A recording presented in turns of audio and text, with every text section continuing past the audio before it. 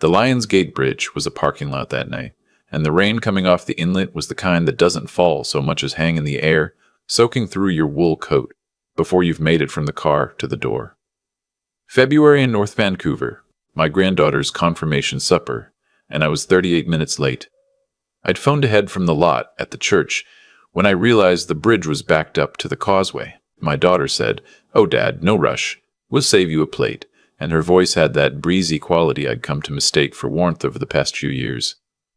I hung up and sat in the car a minute, watching the wipers, thinking about how proud my wife would have been of Hazel today, 12 years old, hands folded, that little white dress. Margaret had been gone 4 years that month.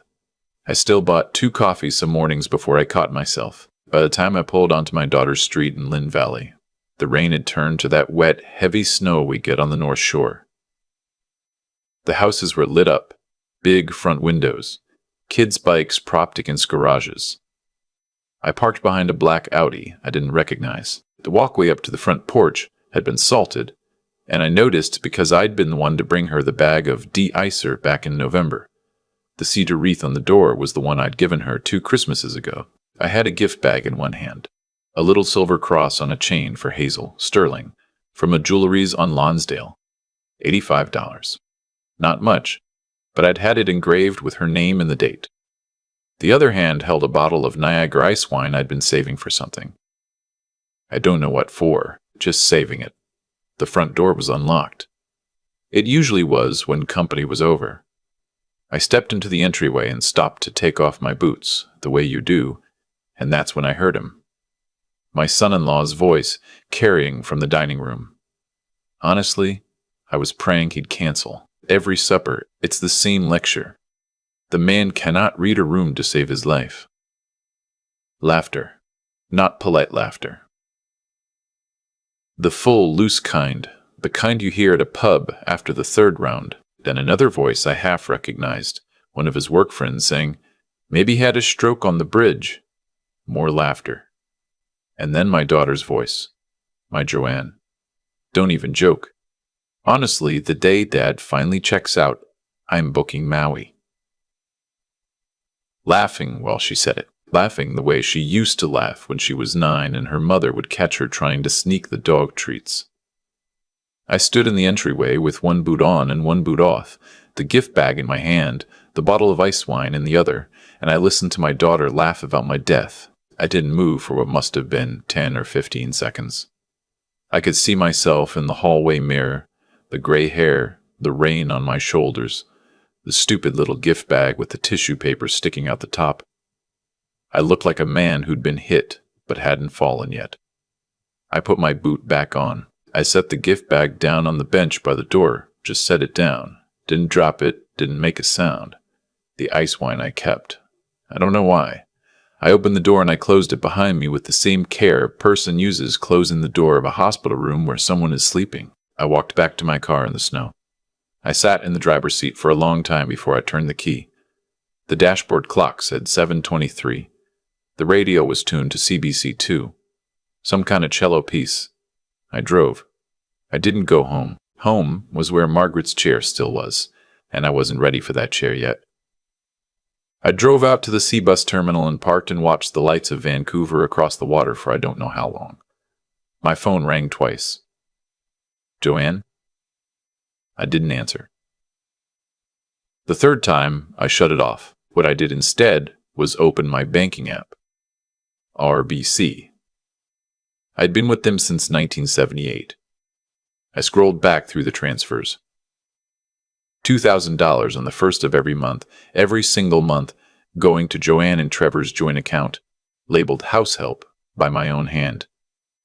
$24,000 a year, 5 years of it, since Margaret's diagnosis, when Joanne had cried on my kitchen floor and said they were going to lose the place if I couldn't help. Just for a little while, just until Trevor's promotion came through. The promotion had come through. 2 of them, in fact. He drove an Audi now. I drove a 2014 Subaru, $120,000. I sat in the parking lot at the C-bus terminal and looked at that number and tried to feel angry, but I couldn't. What I felt was something colder than that and quieter. The way you feel when a piece of equipment you've trusted for decades finally fails and you stand there looking at it, and you understand that it isn't coming back. I drove to the Holiday Inn off Marine Drive. I didn't want to be in my own house that night. I paid for a room with my visa, lay on top of the bedspread without taking my coat off, and stared at the ceiling tiles until the heating unit clicked on. In the morning, I called Doug Forsyth. Doug had been my lawyer for 31 years. We'd gone to UBC together back when the law school was still in that ugly building, and he'd written Margaret's will and held my hand through probate. His secretary said he was booked solid, and I said, "Bev, it's Walter. Please tell him it's important." And she said, "Oh, honey, of course, hang on." He saw me at 10. His office is in one of those glass towers downtown, 20th floor view of the harbor. He came out from behind the desk to shake my hand the way he always did, and then he took one look at my face and said, "Sit down. Tell me." I told him all of it, slowly, in order, the way you'd tell a doctor about your symptoms. The dinners over the past few years. The mortgage payments. The bottle of ice wine still sitting on the floor of my Subaru. The toast. Joanne's laugh. He didn't interrupt me. He took notes on a yellow legal pad, the same kind he'd used in 1992. When I finished, he set down the pen. "Walter," he said, "did you ever put the loan terms in writing?" I had. That was the thing. Doug himself had drafted it 5 years ago. When I'd told him what I was about to do, a simple promissory note, signed by both Joanne and Trevor, acknowledging the funds as a loan repayable on demand, no interest, secured by the house. I'd nearly forgotten about it. I'd filed it in the cabinet in my study and gone on with my life, because she was my daughter, and you don't think about pieces of paper when it's your daughter. Doug went very still for a moment.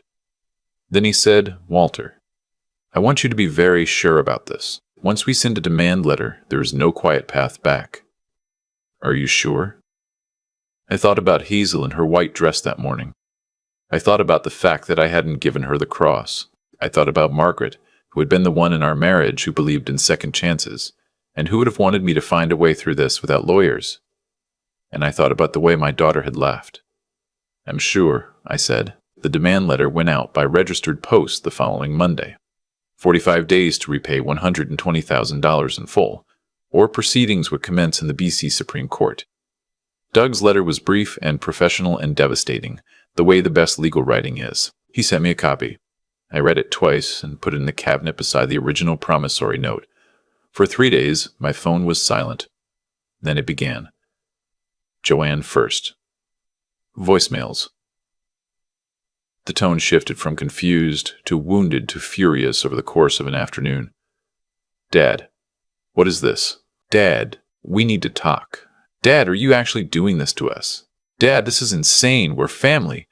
Then Trevor, leaving a message in that smooth, deal-closing voice he used at his real estate firm. "Walter, mate, I think there's been a real misunderstanding here. Let's grab a coffee." I didn't answer any of them. Doug had been clear. All communication through his office. I sat in my kitchen drinking my 1 cup of decaf in the evening, the way Margaret and I always had, and I let the phone ring. What I did pick up on the 5th day was a call from my grandson, Eli, 21, in his 3rd year at SFU studying engineering. Joanne and Trevor's first child, born when Joanne was barely out of her own university. He was the reason I'd kept showing up to those Sunday suppers, if I'm honest. He looked like his grandmother around the eyes. "Granddad," he said. His voice was careful. "Mom told me what's happening. Are you okay?" I told him I was. I told him that what he was hearing from his mother was probably not the whole story, and that when he was ready to hear my version, I'd tell it to him plainly, but I wouldn't push. He was quiet for a long time on the line, and then he said, "Okay, Granddad, I'd like to hear it. Can I come over?" He came that Saturday. I made coffee, the proper kind, and we sat at the kitchen table where his grandmother used to roll up pie crust, and I told him everything. I didn't dress it up. I told him about the toast, word for word. I told him about the money. I showed him the bank statements. He sat very still, hands wrapped around his mug, and when I finished, he said quietly, "I've heard them say things, Granddad, about you. I didn't know it was that bad. He told me his mother had started coloring her hair the same shade as a woman from her tennis club. He told me that Trevor had bought a boat last summer, kept down at Granville Island, that they hadn't told me about because his mum said, "Granddad gets weird about money."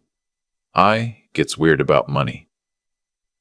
I'd been writing them a check for $2,000 a month for 5 years. "What can I do?" Eli asked.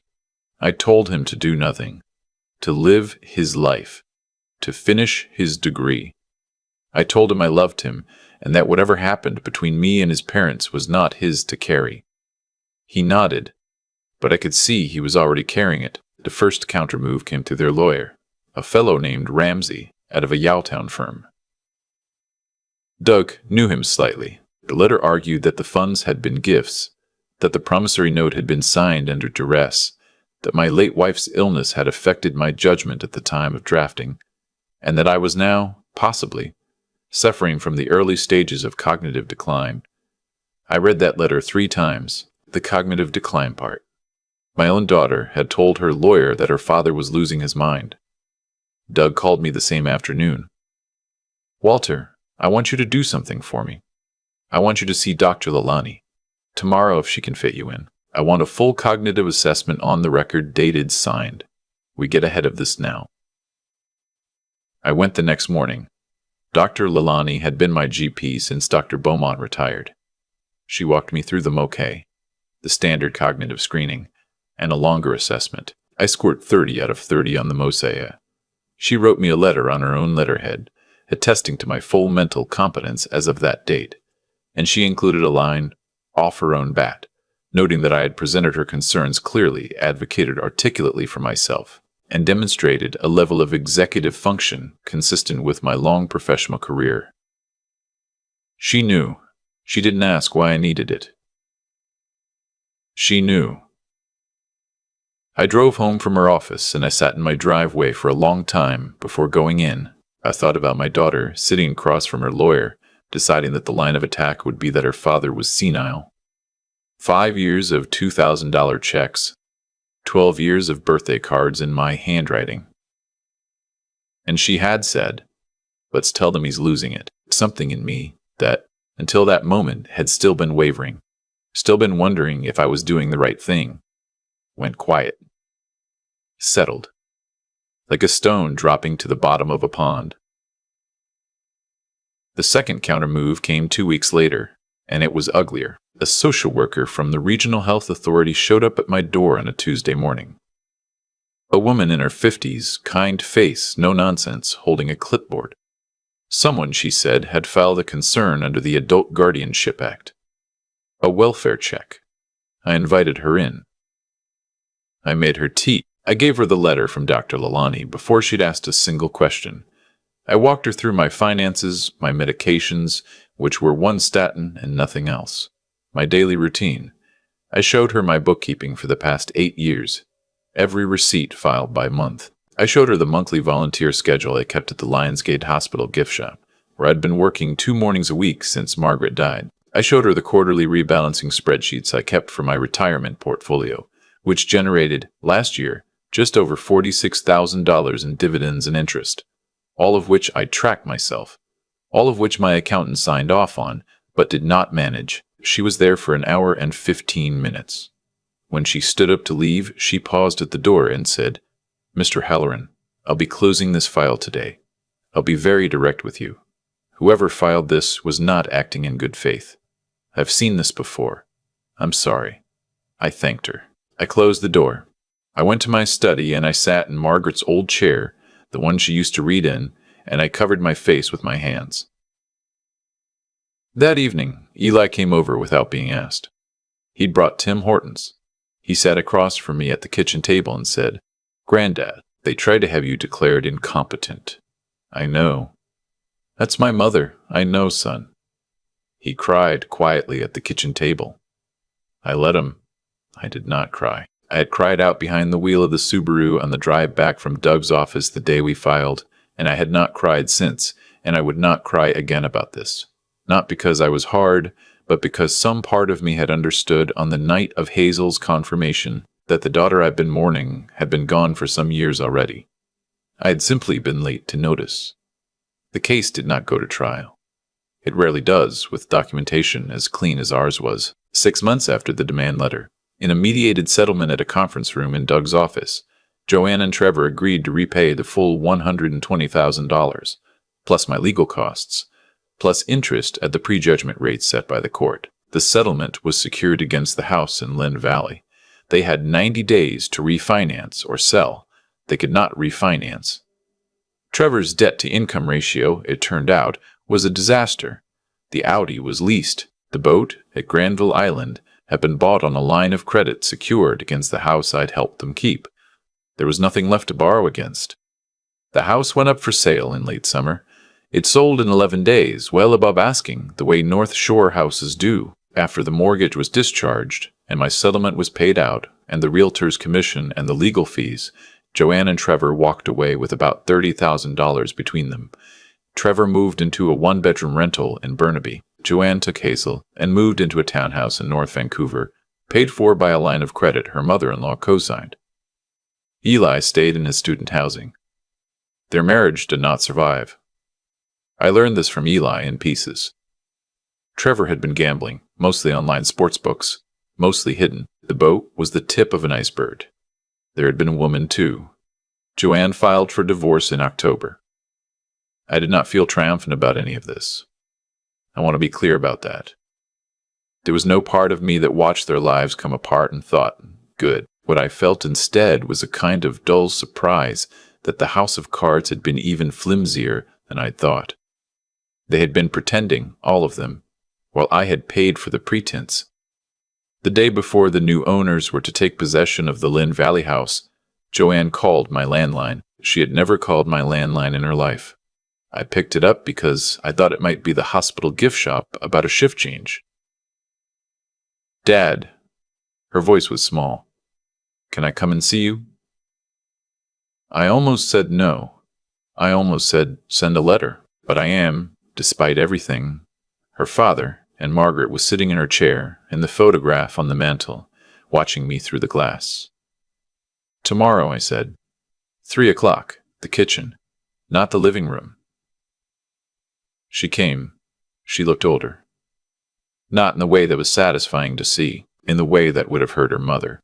She sat at the kitchen table where she'd done her homework as a girl, and she cried, and she apologized. The apology was long and detailed, and it included words like devastated and ashamed. And how could I, and I don't recognize myself. I let her finish. I poured her a glass of water. I sat across from her, and I said the thing I had been turning over in my mind for months since the night at the C-bus terminal. Joanne, I am not going to forgive you today. I might, eventually. I don't know yet. But I want you to understand something, and I want you to understand it clearly, because I don't think you do. You did not lose this house because I was cruel. You lost it because you laughed at the idea of my death while you were living in the house I paid for. That is not punishment. That is the bill arriving. People are not infinite. They are not banks that smile when you withdraw from them. You mother believed that family meant you owed each other patience. I believe that too. I still do. But patience is not the same as standing still while you're robbed. She was very quiet. Then she said, "What about Hazel?" I told her that Hazel was 12, and that I would be in Hazel's life for as long as Hazel wanted me there, on terms I would set with her directly, when she was old enough to set them with me, that I would not use the child as a bargaining chip, and I expected the same of her. That the cross I'd had engraved on the night of the confirmation was in a drawer in my dresser, and it would be Hazel's whenever she wanted it, but I would give it to her myself. Joanne nodded. She left. I watched her go from the front window. She got into a Honda Civic that I assumed was a rental.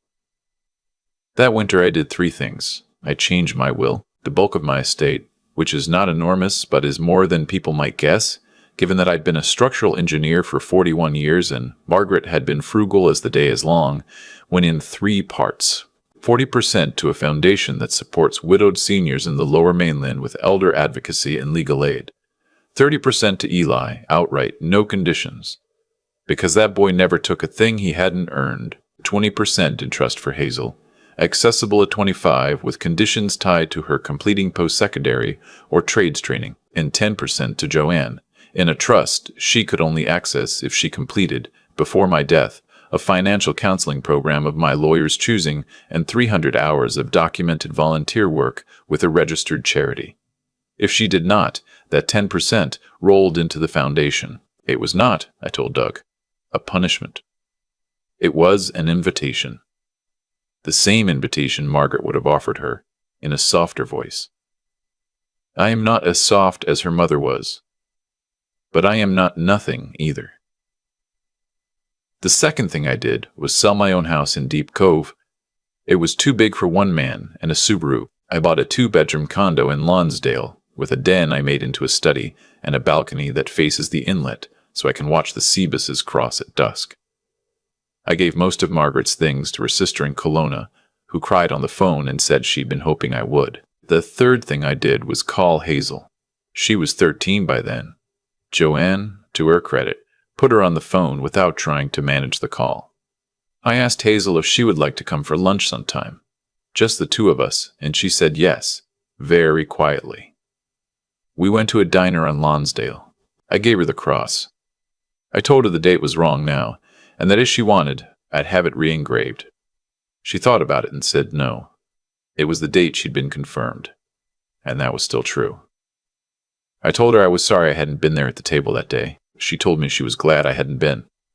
She'd heard later what they'd said. She'd been upstairs. We see each other now, every other weekend. Eli usually comes too when his schedule allows. We don't talk about Joanne much. We don't have to. Hazel is going to be a paramedic, she tells me. She has her grandmother's hands. I am 68 years old. I will tell you what I have learned, though no one is owed anyone's lessons. I have learned that when a person who is supposed to love you laughs at your absence, you are allowed to make your absence permanent in the parts of their life where they had expected your money. That is not revenge. That is honesty applied retroactively. I have learned that the law, used carefully by a person who has nothing to hide, is one of the few mechanisms in this country that still treats a quiet old man and a smooth-talking son-in-law as equals in a room. Doug Forsyth and the yellow legal pad did more for my dignity than any speech I could have given at that dinner table. I have learned that the people who tell you that family is forever are usually trying to talk you into staying somewhere you've already left. And I have learned, finally, that a man can lose a daughter without losing a family. My grandson comes for supper on Sundays.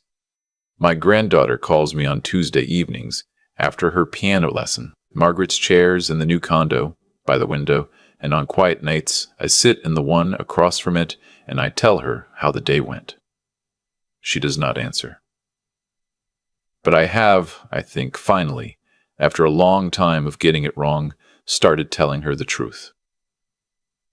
The ice wine is still in the cabinet. I have not opened it. I am saving it for something. I no longer feel the need to know what. I sat in Margaret's chair the other evening, the one I moved to the new condo, and I thought about something my old foreman used to say on the job sites back in the 80s. He said a structure does not fail at the moment it falls. It fails years earlier, in a weld nobody inspected, in a tolerance somebody fudged because the deadline was tight. By the time it comes down, you are only watching the consequence of an old decision. That is what happened in our family. The night I stood in Joanne's entryway with one boot on and one boot off. The failure was not new. It had been quietly accumulating for years, in every check I wrote without asking how it was being spent, in every Sunday supper where I let a comment slide because I did not want to be the difficult father, in every birthday where Trevor's smirk went unanswered. I taught them, by my silence, that I would absorb anything, and people will take whatever you teach them they can take. I do not say that to excuse what they did. Joanne made her own choices. Trevor made his. Hazel was upstairs, and she heard the laughter, and she knew, even at 12, that something was wrong. The cause does not erase the choice, but it does explain why the bill, when it finally arrived, was so large. What I learned, sitting at Doug Forsyth's conference table, with the registered post receipt in my pocket, is that dignity is a discipline, not a feeling. I did not feel dignified that morning. I felt sick to my stomach, but I had decided, in the parking lot at the C-Bus terminal the night before, that I would behave as the man Margaret had married, not as the man my grief and my loneliness had let me become. The behavior came first. The feeling caught up months later, slowly, the way warmth comes back into your hands after you have been out in the cold too long. I think about Eli sometimes. 21 years old, sitting at my kitchen table, crying because he had figured out who his mother was. He could have walked away from all of it, picked a side, gone quiet. He did not. He showed up. That is character, and character is built one decision at a time, in rooms where nobody is watching. He learned more from his grandmother than from either of his parents, and she had been gone 4 years before he was old enough to understand what she had been teaching him. If I have anything to pass on to a person watching this, it is only this: be patient with the people you love, because patience is the rent we pay for being alive together. But do not confuse patience with paralysis. When somebody shows you, plainly, who they are and what they think you are worth, believe them the first time. Take notes, then decide with a steady hand what you are going to do about it. The law is a tool. Money is a tool. Silence, used carefully, is a tool. None of them are revenge. They are simply the means by which a quiet old man stays a man.